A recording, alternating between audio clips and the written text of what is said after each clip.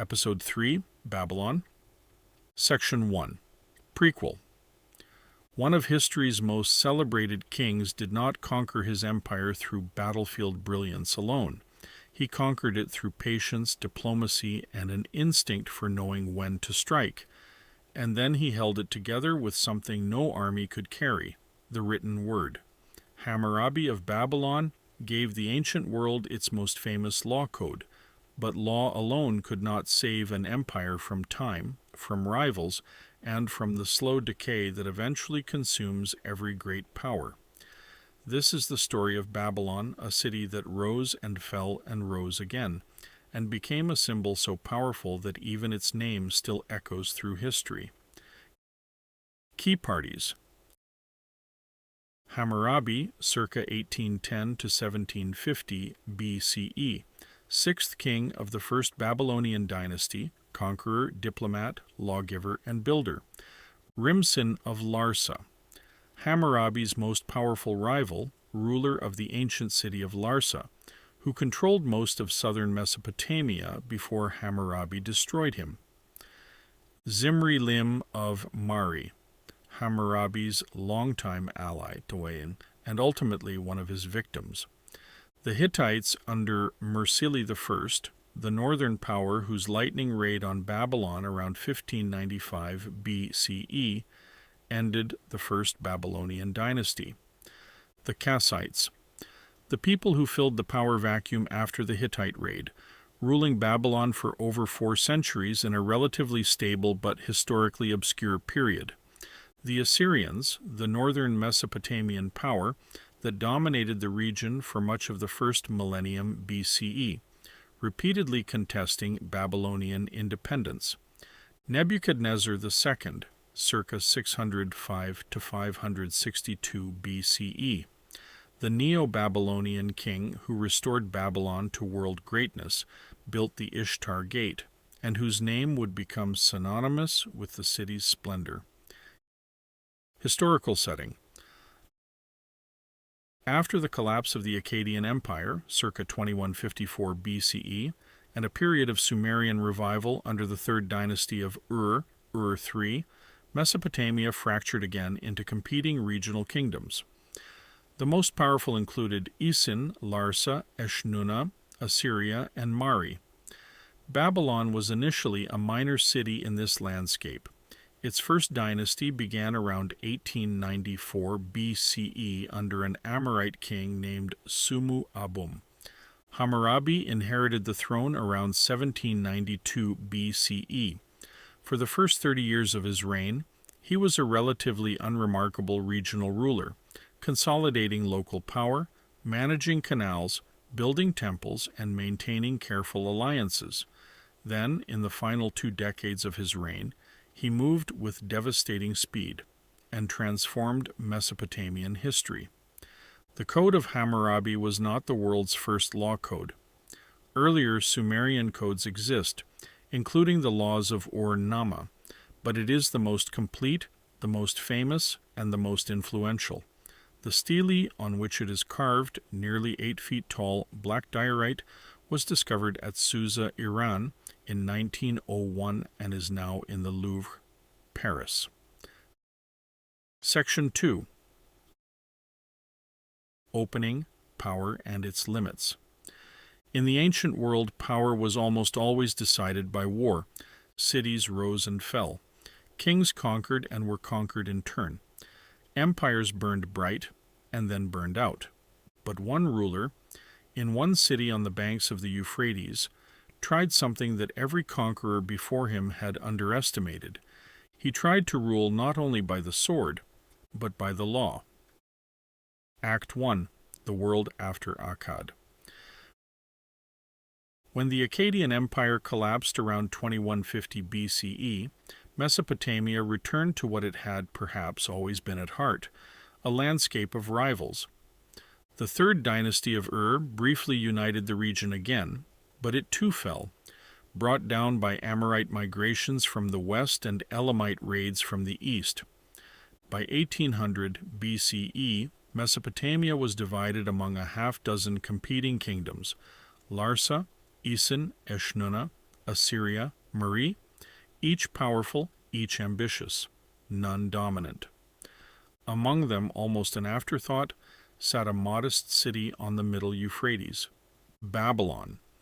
It was not the oldest city, not the largest, not the most powerful, but it sat at a natural crossroads, where the rivers were navigable, where the caravan routes intersected, where the geography made trade almost unavoidable. Where trade flows, wealth grows, and where wealth grows, ambition follows. Act 2. The Patient King. When Hammurabi became king of Babylon around 1792 BCE, he inherited a city powerful enough to survive, but not yet powerful enough to dominate. And so he waited. For nearly 30 years, Hammurabi played the game of Mesopotamian politics with exceptional skill. He made alliances with the kingdoms of Mari and Ashnuna. He cultivated relationships. He watched as his rivals exhausted themselves fighting one another. He repaired canals and rebuilt temples, the work of a ruler who understood that a kingdom's foundation is not its army, but its fields and its faith. And when the moment came, he moved. First, he turned on Larsa, the most powerful kingdom in the south, ruled by an old and formidable king named Rimsin, who had dominated southern Mesopotamia for decades. Hammurabi defeated him. Larsa fell. Then came Ashnuna, then Assyria, then, and this was perhaps the most cold-blooded move of his career, he turned on his old ally, the kingdom of Mari, and destroyed it. Zimri-Lim, king of Mari, had fought alongside Hammurabi in the war against Larsa. They had been partners, friends perhaps by the standards of ancient kingship. It did not save him. Within a few years, Hammurabi controlled more of Mesopotamia than any ruler since Naram-Sin of Akkad, 3 centuries earlier. But unlike Sargon and Naram-Sin, Hammurabi seemed to understand that the real challenge was not winning the empire, it was making it last. Act 3. The Law, Carved in Stone. Hammurabi's most enduring achievement was not a military campaign. It was a pillar of black stone, nearly 8 feet tall, carved from top to bottom with law. At the top of the stele, an image, Hammurabi himself, standing before Shamash, the god of the sun and of justice, receiving the laws from the god's own hand. The message was not subtle. These were not Hammurabi's laws. They were the laws of heaven given through him. The code listed 282 laws covering almost every aspect of daily life: theft, fraud, assault, murder, trade disputes, contracts, marriage and divorce, inheritance, the wages of laborers, the liability of builders whose walls collapse and kill their occupants. The punishments were harsh by modern standards. Many followed the principle of an eye for an eye, but they were also crucially consistent. The same rule applied across the empire, whether you stood in Babylon, Ur, or Nippur. And the law was public. The stele was not hidden in a palace archive. It was erected where people could see it, where it could be read aloud, where its existence was itself a statement about the nature of royal power. Let the oppressed man come and stand before my image as the king of justice, Hammurabi wrote in the prologue to his code. Let him understand his case. Let his heart be at ease. This was propaganda, certainly. Hammurabi's justice was not impartial. It treated free men, freedmen, and slaves very differently. The laws reflected and reinforced a rigid social hierarchy. But the propaganda contained a real idea, that a king's legitimacy rested not only on force, but on the promise of order, that to rule was to be accountable, at least in principle, to something beyond personal whim. It was an idea that would echo through every legal system that followed, all the way to our own. The Babylon Hammurabi built Under Hammurabi, Babylon became something more than a capital city. It became the center of a world. Marduk, previously a minor local deity, was elevated by Hammurabi to the position of chief god of the Babylonian pantheon. This was not merely theology, it was politics. To worship Marduk was to acknowledge Babylon's supremacy. Every city that came under Babylonian control was expected to recognize his divine authority. Hammurabi oversaw vast public works, dredging and extending the canal network, maintaining the agricultural infrastructure that fed his empire, rebuilding temples across the region. He corresponded personally with his governors, and thousands of his administrative letters have survived, a remarkable window into the practical demands of ancient empire building. One letter instructs a governor to ensure that a harvest is brought in on time. Another deals with a dispute over irrigation water. Another reprimands an official for corruption. Hammurabi governed like a man who understood that empires are not won by kings alone. They are maintained day by day by competent administrators, reliable infrastructure, and the grudging trust of the governed. Act 5. The Fragility of Power. Hammurabi died around 1750 BCE, having ruled for more than 40 years. He left behind an empire that looked magnificent on a map, and was already beginning to fracture at the edges. His successors were capable men, mostly, but they were not Hammurabi. The pattern was familiar. A great empire builder is followed by competent heirs who manage what they have inherited, and then by weaker successors who cannot. The distances grow harder to administer. The provinces grow bolder. The tribute grows smaller. Then came a threat from a direction Babylon's rulers had not fully anticipated. Around 1595 BCE, roughly a century and a half after Hammurabi's death, a Hittite king named Mursili I led his army on a raid deep into Mesopotamia. The Hittites were a formidable people from Anatolia, modern Turkey, and they had recently begun using a weapon that would change warfare across the ancient world, the light war chariot, drawn by horses and carrying archers who could strike at speed before an infantry line could respond. Mursili's raid reached Babylon itself. The city was sacked. The last king of the first Babylonian dynasty was toppled. The empire Hammurabi had built was finished. The Hittites did not stay to rule. They took what they could carry and went home.